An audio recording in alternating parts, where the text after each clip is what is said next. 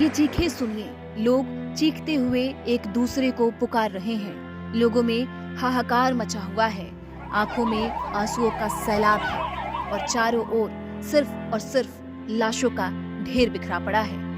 कहीं किसी के कपड़े फटे हैं तो कहीं चप्पलें बिखरी पड़ी हैं और लोग तरबतर भाग रहे हैं सिर्फ अपनों की तलाश में। ये मंजर कलेजा चीर देने वाला है। ये तस्वीरें रूह को झकझोर देने वाली है। ये भयावह नजारा है आंध्र प्रदेश के श्रीकाकुलम जिले के एक मंदिर का, जहां श्रद्धा कुछ ही पलों में मातम में बदल गई। वेंकटेश्वर स्वामी मंदिर में पूजा के लिए जुटे सैकड़ों श्रद्धालुओं को क्या पता था कि भगवान के दर्शन से पहले ही उनकी जिंदगी अंधेरे में डूब जाएगी। लेकिन ऐसा ही हुआ जब श्रीकाकुलम जिले के एक मंदिर में भगदड़ मची, जिसने 9 जिंदगियां छीन ली। इसमें 8 महिलाएं और एक मासूम बच्चा जिसकी उम्र महज 12 साल थी, वो शामिल था। इस दिल दहला देने वाली घटना के बाद श्रीकाकुलम जिले के जिला कलेक्टर स्वप्नील पुंडकर वहां पहुंचे, जिन्होंने 10 लोगों की मौत की पुष्टि की। लेकिन बाद में पुलिस अधीक्षक केवी महेश्वर रेड्डी ने बताया कि 9 लोगों की मौत हुई है, जबकि एक व्यक्ति गंभीर रूप से घायल है और उसका इलाज किया जा रहा है।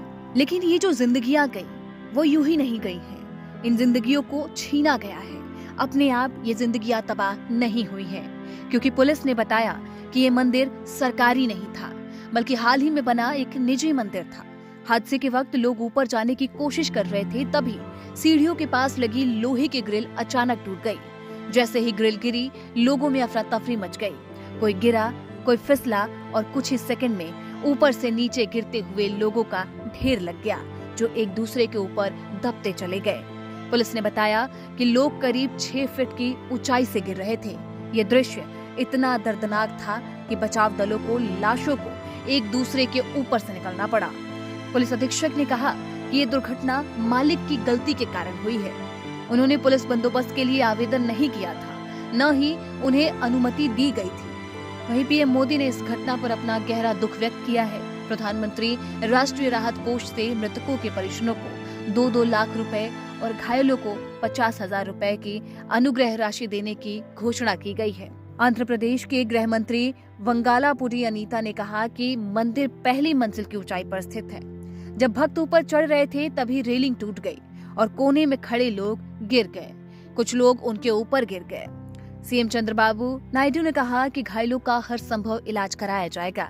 ऐसी घटनाएं दोबारा ना हो, इसका भी आश्वासन दिया गया है। लेकिन अब भी उस मंदिर की टूटी रेलिंग, बिखरी चप्पलें और खामोश दीवारें एक ही सवाल पूछती हैं कि जब मंदिरों में भीड़ जुटती है और भक्ति उमड़ती है, तो जिम्मेदारी क्यों गायब हो जाती है? शायद अपनी लापरवाही को छिपाने और जिम्मेदारी से बचने के लिए इस बार भी भक्तों को बचाने की जिम्मेदारी इंसान भगवान पर ही छोड़ देंगे।